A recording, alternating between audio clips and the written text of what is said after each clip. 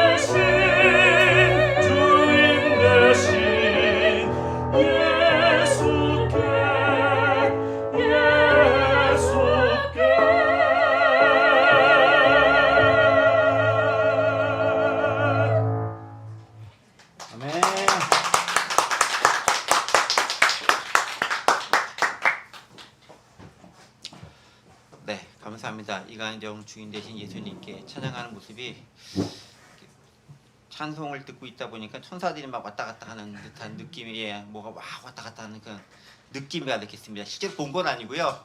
느낌이 가득한 귀하가름당 곡이었습니다. 네, 그런 놀라운 가정 또 그렇게 찬양할 수 있는 그 가정의 모습이 우리 교회 가운데도 더 풍성하고 더 넘쳐나기를 간절히 원합니다. 마가복음에 대한 얘기를 계속해서 함께하고 있고요. 예수님께서 예루살렘 입성한 다음에 그곳에서 일어날 일들을 가지고 함께 11장을 보고 있고 또 오늘이 이제 11장 마무리하는 이제 그런 날인 것 같습니다. 오늘 보면 예수님께서 예루살렘 성전에 들어가시고 또 그곳에서 성전 정화 사건을 일으키신 다음에 밖으로 나오셨죠. 그때 이제 지난 시간에 우리 함께 봤었던 것처럼 무화과 나무가 마르는 초자연적인 역사가 일어났고 그것이 가진 의미가 성전 정화 어떤 관계가 있는지 그리고 더불어서 기도하는 역사와 어떻게 연관되어서 생각할 수 있는지에 대해서 우리 함께 지난 시간에 생각해보고 함께 은혜를 나눴습니다. 기억이 나시죠? 그렇게 이제 하루가 다 지나간 거예요. 그리고 또 그 다음 날에 되어서 이제 예수님께서 한번 또 성전에 들어가시는 그런 일이 발생합니다. 들어가시고 그 성전에서 어떤 일이 발생하는데 그것이 오늘 본문에 기록되어져 있는 일이다 라고 보면 좋을 것 같습니다. 27절부터 함께 좀 말씀 보도록 하겠습니다. 그들이 다시 예루살렘에 들어가니라. 예수께서 성전에서 거니실 때에 대제사장들과 서기관들과 장로들이 나와 라고 하면서 예수님께서 다시 예루살렘 성전에 들어가셨는데 거기서 누군가를 만났다 라고 기록되어 있죠. 누굴 만나죠? 대제사장들, 서기관들, 장로들을 만났다 라고 얘기하고 있습니다. 근데 대제사장, 서기관, 장로도 이렇게 따로따로 이름을 거론하고 있긴 하지만 직책을 거론하고 있긴 하지만 이들이 모인 공동체를 주로 뭐라고 하죠? 우리가 산헤드린 공회. 그러니까 이 사람들이 산헤드린 공회의 멤버예요. 대제사장, 그 다음에 서기관 그룹들, 그리고 장로들, 요 사람들이 모여서 산헤드린이라고 하는 유대의 나름대로 최고 의결 통치기관을 만들어서 결정하고 거기에 따라서 집행까지도 하게 되는 그런 기관이 산헤드린인데 이 사람들이 모임을 갖고 있었던 거예요. 예수님께서 거기서 활동하고 있는 가운데서. 그런데 이 사람도 예수님이 무엇을 했었을 때 예수님을 만났을까요? 오늘 본문을 보면 뭐라고 되어 있죠?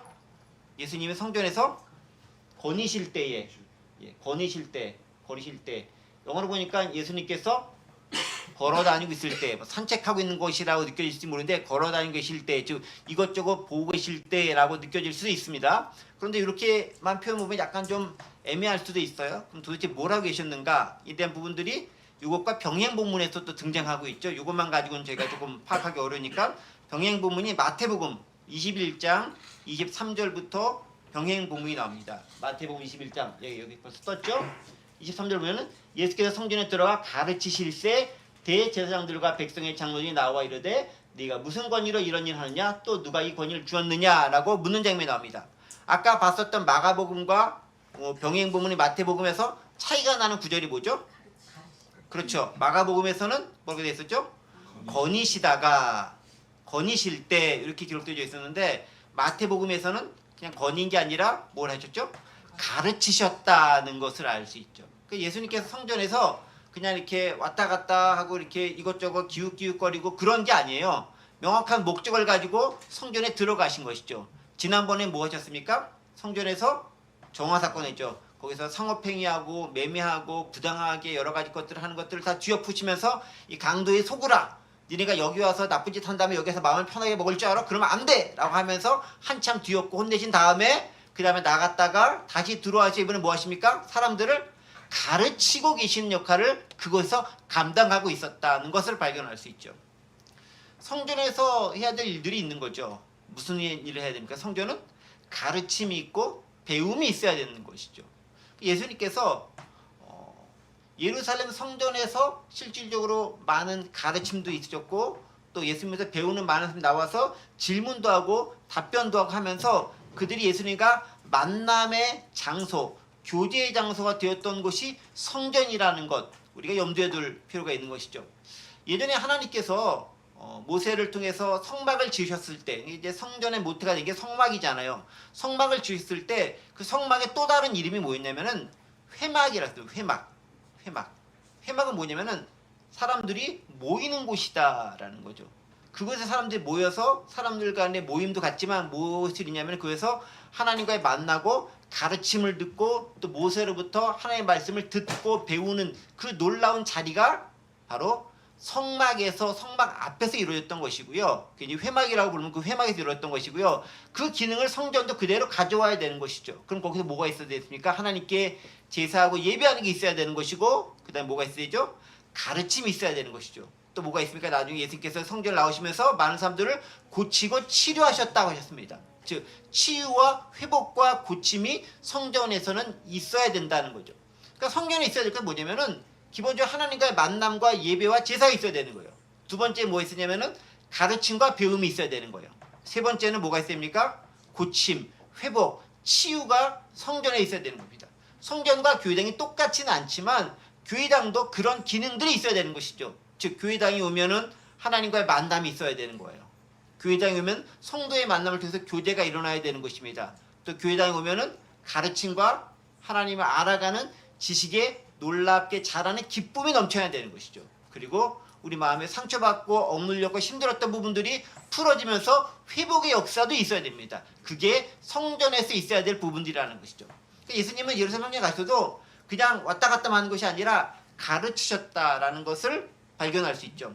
자, 그런데 이렇게 예수님께서 성전에서 가르치는 모습을 보면서 이 백성의 장로들 또 대제사장들 서기관들이 별로 마음이 편했던 것 같지가 않아요. 그러니까 뭔가 예수님의 그 행동을 보고 질문하기 시작합니다. 무슨 질문합니까? 그 질문이 27절에 나오죠. 28절이죠. 이르되 무슨 권위로 이런 일을 하느냐? 누가 이런 일할 권위를 주었느냐? 마태복음도 거의 똑같이 기록되어 있습니다. 무슨 권위로 이런 일하고 누가 이런 일할 권위를 주었느냐라고 질문합니다. 두 가지 것에 대해서 지금 묻고 있죠. 무슨 권위로 이런 일을 하느냐? 누가 이런 일할 권위를 주었느냐? 두 가지 질문들을 하고 있습니다. 그럼 여기서 봤을 때 이런 일은 어떤 일일까요? 그렇죠. 가르치는 일.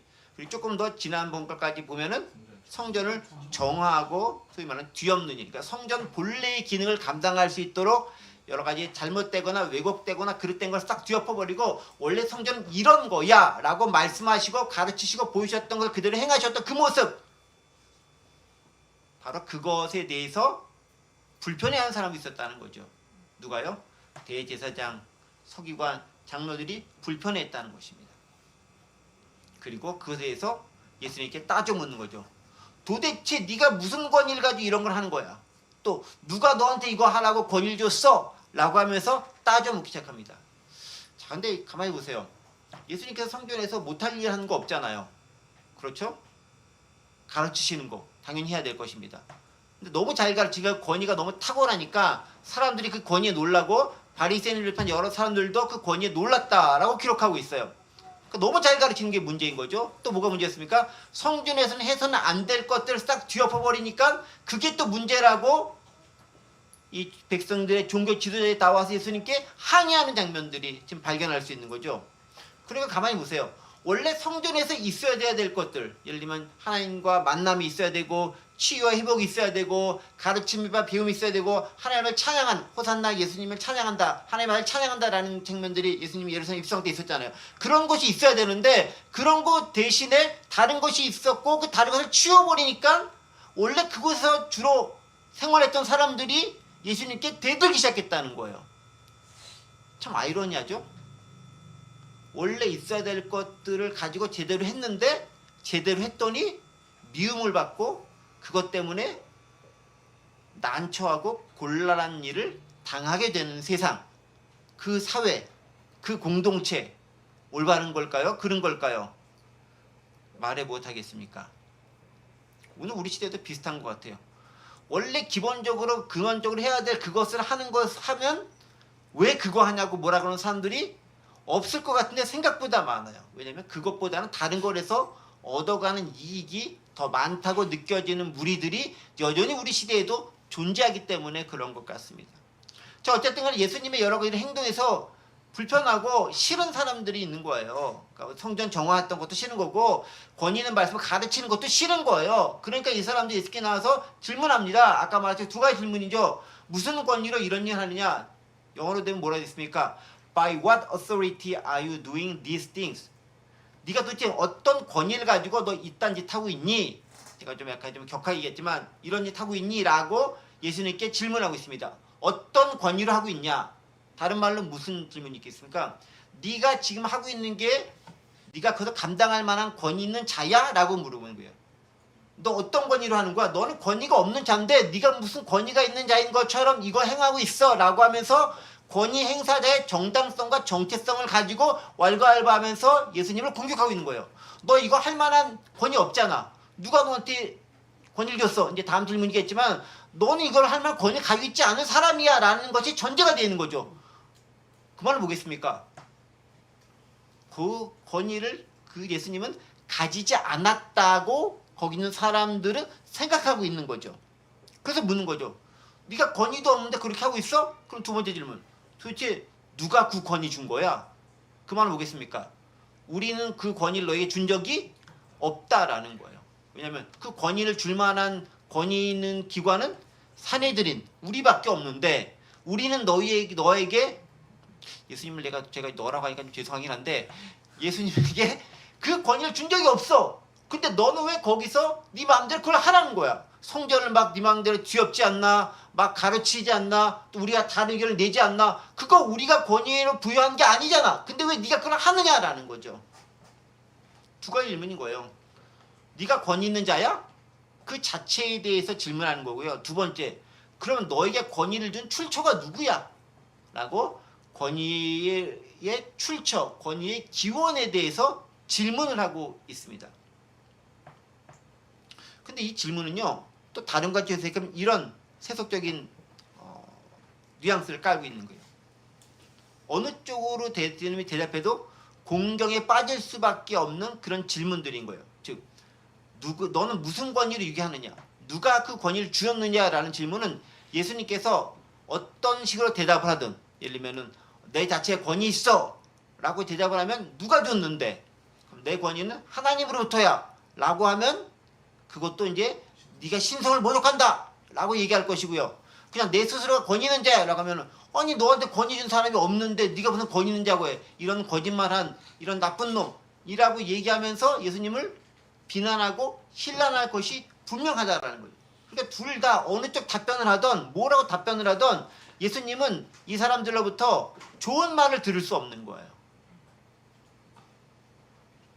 또 권위를 누가 듣느냐라면 이 권위라는 말, 이제 영어로는 authority라는 말이고요. 좀 유식한 척 제가 하겠습니다. 헬라어로는 exousia라는 단어를 쓰는데 그 말은 뭐냐면 어떤 권한과 통치권, 그런 의미, 통치권이라는 의미를 가지고 있어요. 단지 권위, 우리는 권위 있는 자 그런 뭐 어떤 정신적인 세계 뭐 그런 것만 생각하는데 통치권이라는 의미를 이 안에 포함하고 있는 그런 문맥상 그런 단어입니다. 즉 성전에서 네가 그렇게 좌지우지할 만한 그 권위, 그 권력, 통치권 누가 부여했느냐라는 거죠. 우리는 부여한 적이 없다라는 것이.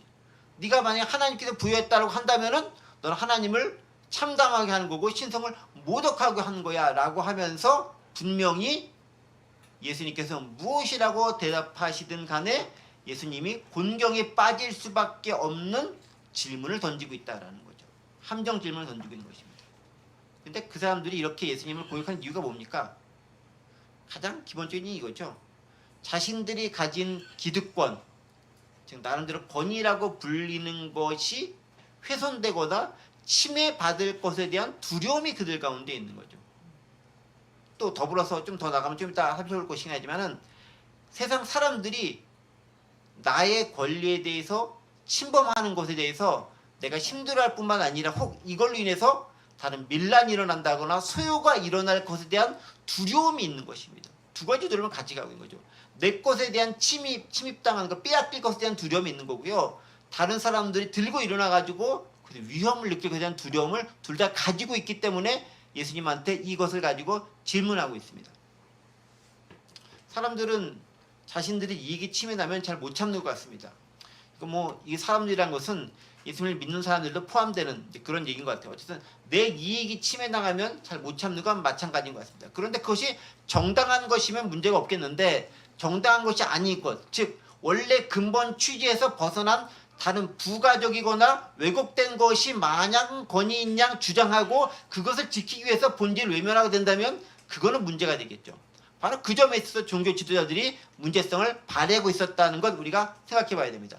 자, 그렇다면 이런 예수님을 함정에 올무에 빠뜨리기 위한 질문을 던지는 그들에 대해서 예수님은 무엇이라고 대답하시는가를 29절과 30절에 있는 말씀을 보겠습니다. 29절입니다. 예수께서 이르시되 나도 한 말을 너희에게 물으리니 대답하라.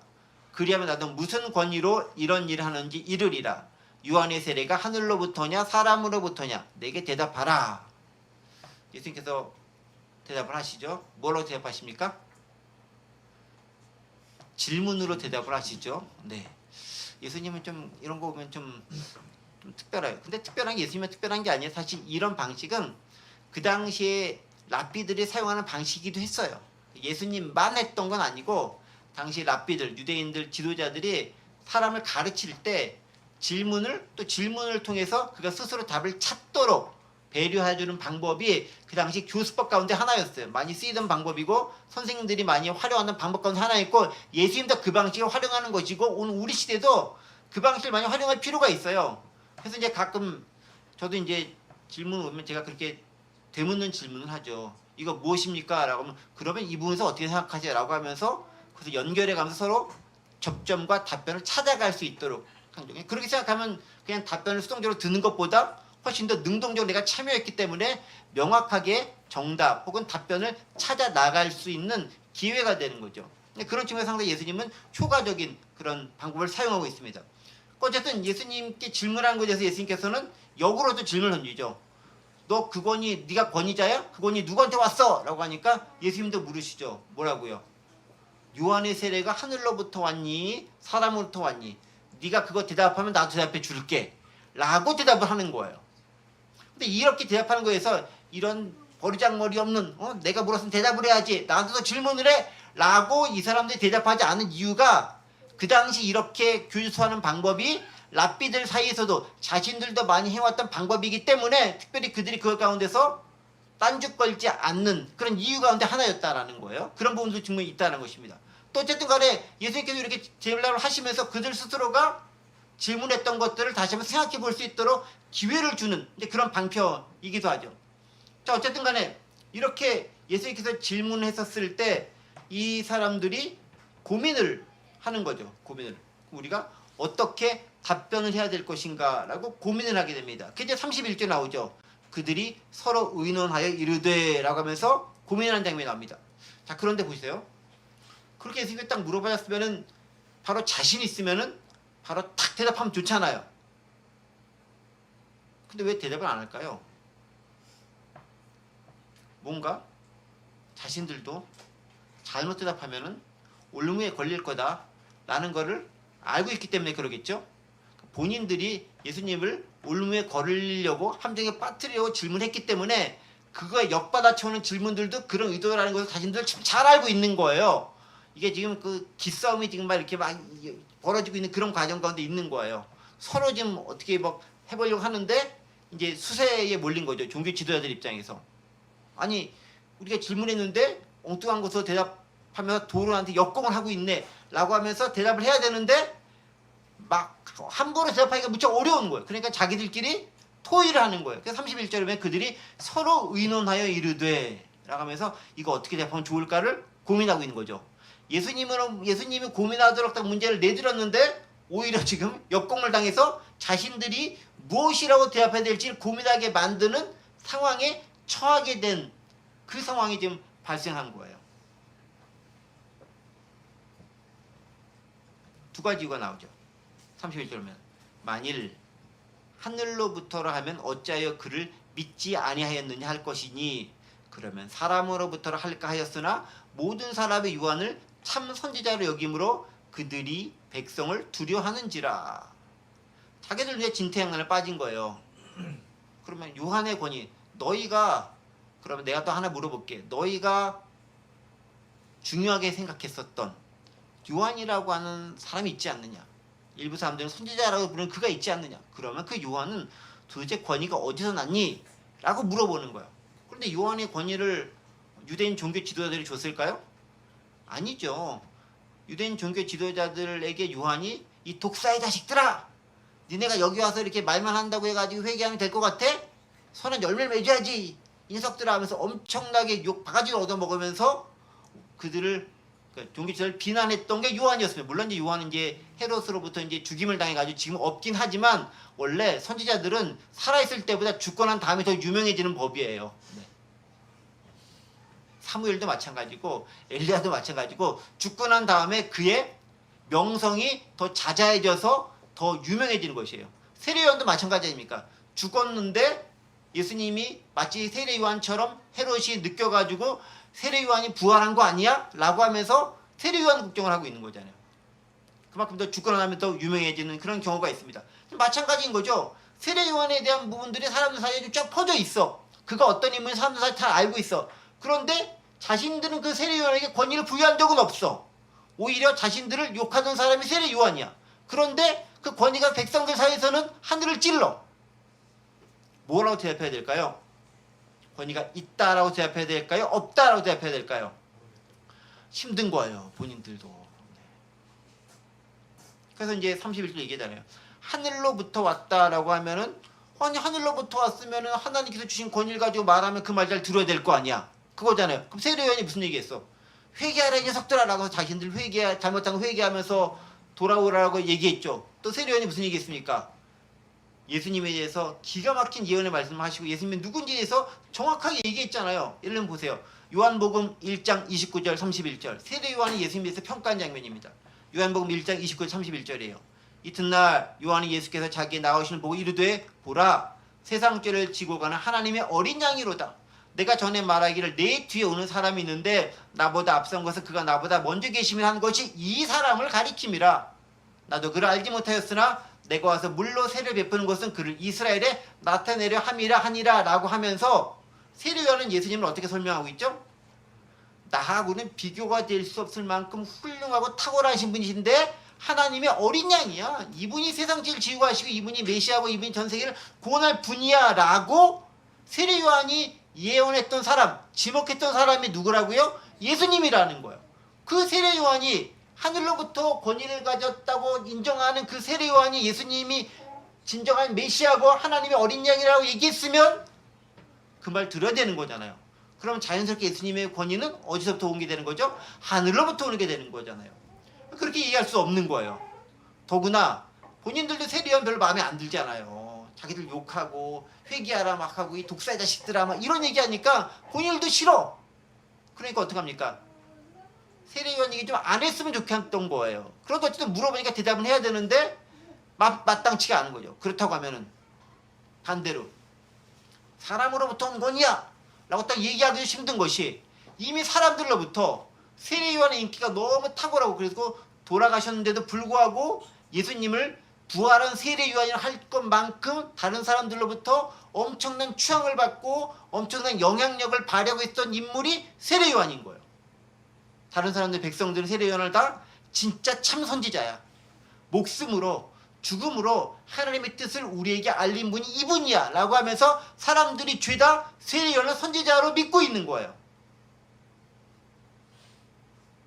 그러다 보니까 이러지도 저러지도 못하는 거예요. 하늘로부터 왔다라고 하면 그가 말한 예수님이 하늘로부터는 권위를 받은 자잖아요. 그 예수님을 인정할 수밖에 없는 거잖아요. 또 왜 무슨 권위 이렇게 하는 거야? 라고 물으면 안 되는 그런 천국이 되는 거고 세례요한의 권위가 사람부터 왔다라고 하면 잘못하면 이게 백성들로부터 밀란이 일어나가지고 자기들의 생명이 위태로울 수도 있는 처지에 처하게 되는 상황까지 다다를 수도 있는 거죠. 그러니까 그들도 역시 이러지도 못하고 저러지도 못하는 진퇴양난 가운데 있는 거예요. 자, 그런데 여러분들 보세요. 종교 지도자들은 세례요한의 권위가 어디서 왔다라고 알고 있었을까요? 그 사람들은 세례요한의 권위가 하나님으로부터 왔다는 것을 알았을까요? 몰랐을까요? 그렇죠. 성경에는 정확하게 뭐 알았다 몰랐다 기록되어 있지는 않지만 여러 문맥상 지내고 것을 봤었을 때는 알았을 가능성이 높지만 인정하긴 싫은 거죠. 네. 맞는데 인정하기 싫어. 우리도 그런 적 있잖아요. 그럴 때 있잖아요. 맞는데 내 자존심이 상해서 내 이익이 침해될 것 같아서 그렇게 하면 내가 너무 속상할 것 같아서 내가 너무 비참해질 것 같아서 인정하기 싫어 라고 이야기하거나 생각할 때가 있지요. 마치 없는 것처럼 이렇게 아무 끄덕끄덕 안 하신 분도 계신데 있어요. 그럴 때가 생각하다 보면 그럴 때가 있어요. 지금 종교 지도자들이 딱 그 위치에 처한 거예요. 자신들도 인정을 하는데 인정하기가 너무 싫은 상황인 거예요.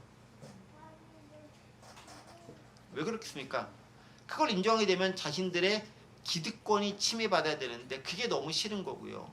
또 잘못해가지고 인정 안 하자니 밀란이 일어나서 위험에 빠지는 그것도 싫은 거예요.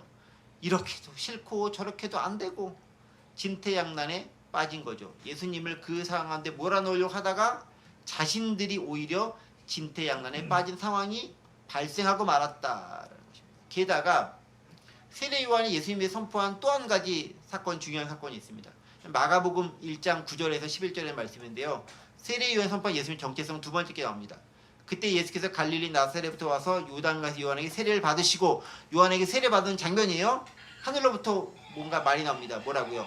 곧 물에서 올라오실 때 하늘이 갈라짐과 성령이 비둘기같이 자기에게 내려오심을 보시더니 하늘로부터 소리가 나기를 너는 내 사랑하는 아들이라 내가 너를 기뻐하노라 하시니라. 이거는 뭐 세례 요한의 증언 이상으로 아주 분명하고 명확하게 증거되는 게 있죠. 하늘로부터 소리가 났죠. 세례 요한이 세례 줄 때 무슨 소리? 너는 내 사랑하는 아들이라 내가 너를 기뻐하느라. 이것만큼도 완벽하고 분명한 하늘로부터는 증거가 어디 있어? 권위가 어디 있어요? 하늘로부터 쩌렁쩌렁 울리면서 너는 내 사랑하는 아들을 기뻐하는 자라고 하면서 이미 권위가 부여된 것을 다 알고 있어요. 세례 요한뿐만 아니라 거기 근처에 있는 사람 다 알고 그 소문은 다 퍼졌고 그들에게도 들려있던 바라는 거죠. 다만 인정하기는 싫은 거예요. 자, 그랬을 때 뭐라고 대답하죠? 모른다. 그쵸? 대답할 수 있는 방법은 딱 하나밖에 없는 거예요. 나 모르겠는데. 33절이 그거죠. 이에 예수께 대답하여 이르되, 그 사람이 예수께 대답하는 겁니다. 우리가 알지 못하노라. We don't know. 우리 몰라. 모른다. 몰라서 모른다고 하는 거예요. 말하기 싫으니까, 대답하기 싫으니까 모른다라고 하는 거예요. 예수께서 말씀하시죠. 그래? 나도 무슨 권위로 이런 말 하니 너에게 이르지 아니하겠어. 나도 말 안 할래. 완전 깨갱된 거죠. 네. 니네 몰라? 그럼 나도 말 안 할래. 나도 말 안 할래. 이렇게 된 거죠. 오늘날 정치 지도자들 이런 거 비슷한 거 많이 보지 않습니까? 특히 무슨 사건 딱 일어나가지고 이렇게 물어보죠. 모르는 일인데요. 인정하기가 싫은 거죠. 모르는 일인데요. 생각해보지 않았던 건데요. 그런데 저에게 물으십니까? 뭐 이렇게 대답하죠. 딱 여기서 말하는 종교 지도자들이 대답하는 것과 똑같이 대답하죠. 본인들 스스로 책임지긴 싫은 거예요. 그 대신에 누군가에게 책임을 지우는 거는 기가 막히게 잘하죠. 누군가에게 의혹 제기하고 계속해서 묻고 꼬치꼬치 태묻고 그를 책임지게만 만들어서 공격하는 거는 아주 능하지만 누가 나에게 그걸 가지고 똑같이 물어봤을 때는 나는 모르세.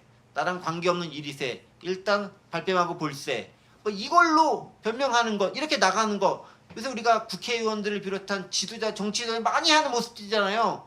그거 여기서 나오는 종교지도자들과 똑같은 거잖아요.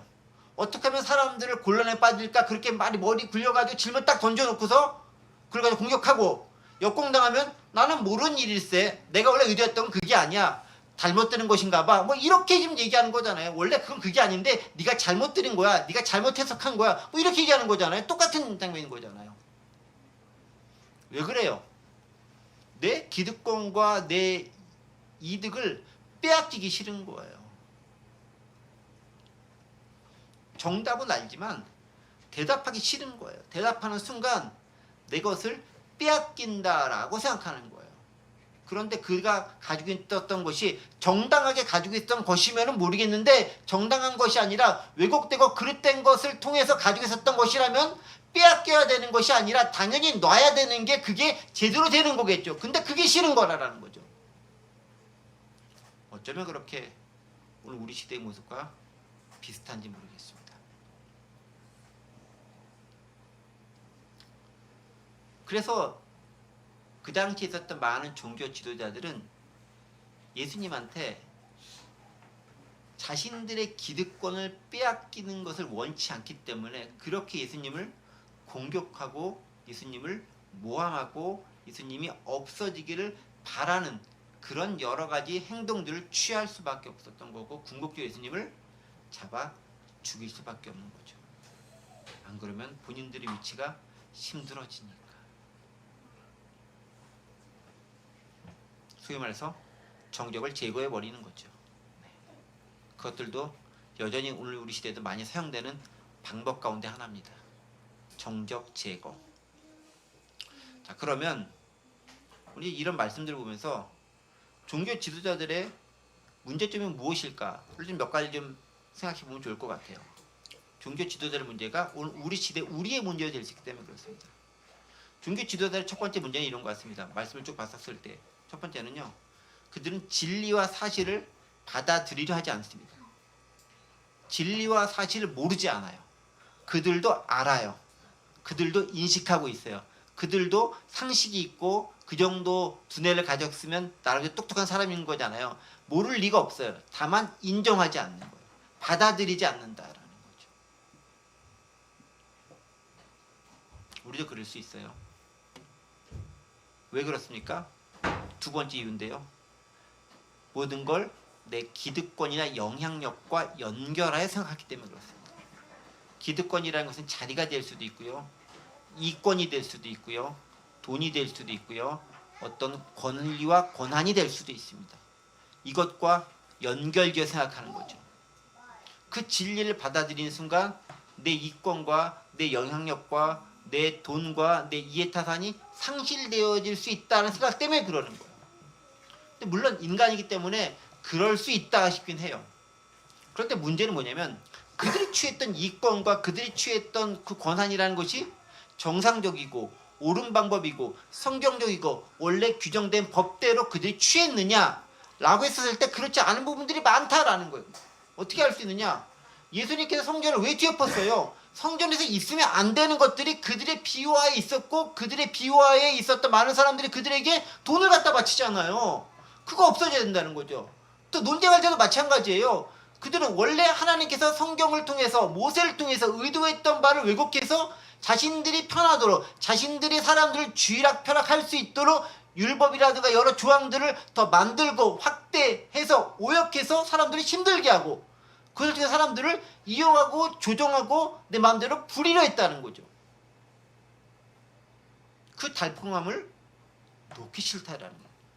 그러니까 원래대로 가진 하나님이 또 부여한 권위, 원래 법이 규정한 권한대로만 행사하면 문제가 없는데 예수님이 그렇게 행사했다면 그렇게 뒤엎지도 않으셨을 거예요. 그런데 그게 아니라 왜곡되고 잘못되고 하나님의 말씀과 권위를 자기 마음대로 불법적으로 바꿔서 내 편한 대로 내 이익을 위해서 변형시키고 변곡시켜서 그것으로 만들어진 권한을 가지고 그것을 지키려고 하는 모습에 대해서 예수님은 분노하시는 거죠. 근데 우리가요, 세상에 대해서도 그렇게 분노할 수 있어야 되는 거예요. 그냥 잠잠히 가만히 있는 것이 최고가 아니라 잘못된 것에 대해서는 분노할 수도 있는 것, 그게 사실은 우리가 해야 될 마땅한 의무 가운데 하나라는 거죠. 예수님도 분노하셨던 것처럼 여러 선지자들이 왜 분노하면서 불의에 대해서 항거하면서 싸웠겠습니까? 물론 목숨을 내걸 수도 있어야 된다는 치명적인 한계가 있긴 해요. 목숨보다 귀한 건 없는데, 그러나 진짜 진리를 위해서라면 그렇게 나설 수 있는 그것 필요하지 않은가라는 거죠. 때문에 종교지도자의 세 번째 문제는 뭐냐면 연관지어서 그들은 참 신앙인이 아니라는 거예요. 신앙인을 빙자한 기득권자라는 거죠. 신앙인을 빙자한 이권자라는 거죠. 신앙인을 빙자한 욕심장이라 불과했다라는 것입니다. 우리도 그럴 수 있어요. 신앙을 빙자해서 내가 가진 뭔가를 빙자해서 만들 수 있습니다. 그리고 그들의 특징은 목적을 이루기 위해 비열한 방법과 수단을 사용한다라는 데 있죠. 그래서 말도 안 되는 것을 예수님을 얽어매잖아요. 그리고 초스피디하게 바로 그날 잡아서 약식으로 사내들이 하고 그 다음날 아침에 바로 넘겨가지고 사형 집행하고 그렇게 사용되는 경우가 어디 있어요? 군사 집행도 그 정도로 빨리 되진 않아요. 물론 이제 직결 심판이 있긴 하지만 이게 뭐 전쟁 상황도 아니고 그렇게 잡아가지고 이렇게 바로 그냥 넘겨버린 게 어디 있어요? 그들 의결권이 있는 것도 아니고 집행권이 있는 것도 아니잖아요. 사람들 목숨을 왔다 갔다 할 수 있는 그 집행권은 없어요. 결정권은 없어요. 그거는 법적으로 법정에 가야 됩니다. 그러니까 그걸 빨리빨리 이용해서 하는 게 쉽지 않은 건데 그렇게 하잖아요. 수단과 방법을 가리지 않잖아요. 내 것을 지키기 위해서. 결정적으로 그들이 그렇게 하는 이유가 있습니다. 무엇일까요? 그들은 사람을 두려워한다는 것입니다. 하나님을 두려워하는 게 아니라 사람들을 두려워한다.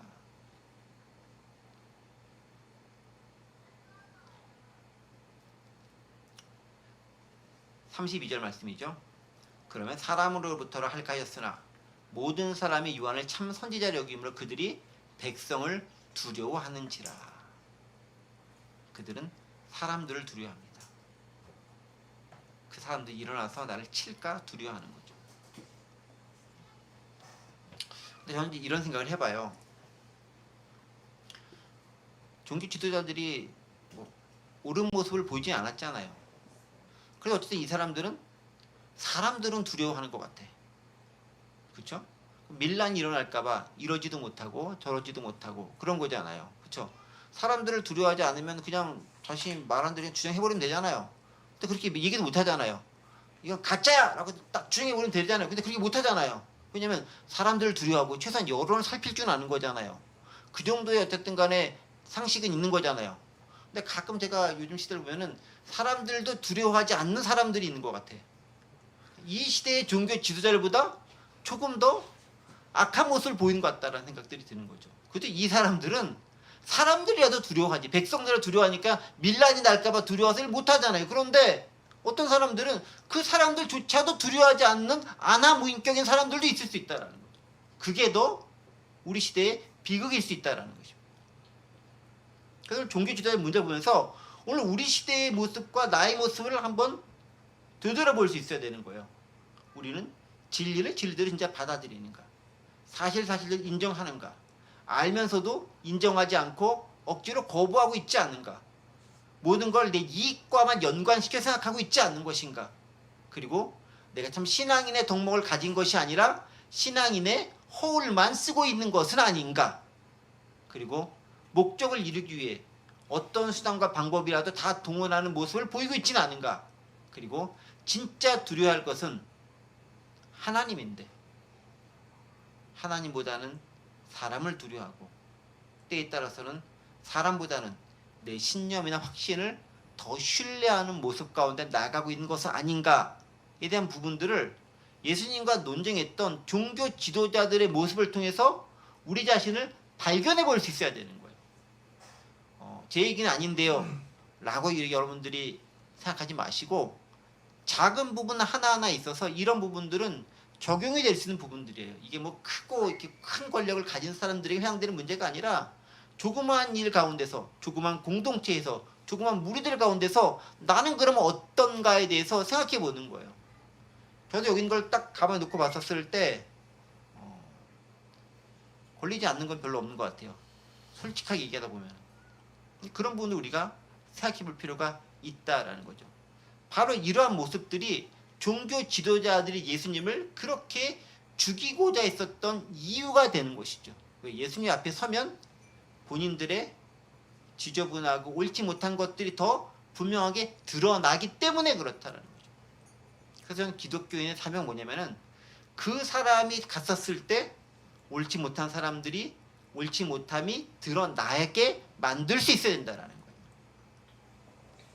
그가 있는 그곳에서 그로 말미암아 그가 기준이 되는 사람이 되어야 되고, 그로 말미암아 그곳에 있는 사람들의 그릇됨과 잘못됨과 왜곡과 어긋남이 판별되어지고 드러날 수 있는 것, 그게 진짜 신앙인의 정체성이 아닌가 싶은 거죠. 왜요? 예수님이 가시는 곳마다 분명히 드러나잖아요. 예수님의 제자들이 나중에 가는 곳마다 드러나게 되는 거고요. 바울이 가는 곳마다 드러나잖아요. 그러니까 귀신들도 얘기해요. 내가 예수도 알고 바울도 아는데 너 누구냐? 라고 얘기하는 거잖아요. 진짜 제대로 신앙에는 가는 곳마다 드러나게 돼 있는 거예요. 그런데 내가 가는데도 아무도 안 알아준다. 내가 예수 믿는지 아무도 모른다. 라고 하면 종교 지도자의 모습이 나일 수도 있다. 라고 생각하는 것도 한번 고려해 봐야 되는 거죠. 말씀을 정리합니다. 종교 지도자들이 예수님을 비난하고 신랄한 이유들이 있습니다. 자신들이 가졌던 왜곡되고 그릇되게 쌓아왔었던 그 기득권이 침해될 것을 두려워하는 모습이었습니다. 그리고 그들은 하나님이 아니라 진리가 아니라 백성을 두려워했고 그리고 내 이익이 침해될 것을 두려워했습니다. 바로 그런 모습은 오늘 이 시대를 사는 우리에게도 적용될 수 있습니다. 우리는 무엇을 두려워해야 될까요? 또 우리는 무엇에 따라 삶을 살아가야 될까요? 말씀이 우리 안에 지표가 되고 그 말씀을 향해 나아갈 수 있는 저와 여러분이 되시기를 간절히 원합니다. 기도합니다. 은혜와 사랑의 하나님 아버지 감사합니다. 예수님께서 권위를 가지시고 성전을 정하고 가르치는 모습에 대해서 불편해했던 그 종교 지도자들의 모습이 오늘 나의 모습 가운데도 조금씩 드러나는 것을 발견하게 됩니다. 부끄럽고 연약한 모습 가득하오니 주님 용서해 주시고 예수 그리스도가 있었던 그곳에서 항상 거짓을 드러냈던 것처럼 우리가 살아가는 그곳에서 잘못된 것을 드러낼 수 있는 참다운 신앙인의 모습을 보일 수 있도록 역사해 주시고 성령으로 함께하여 주옵소서. 감사드리며 예수 그리스도의 이름으로 기도하옵나이다. 아멘.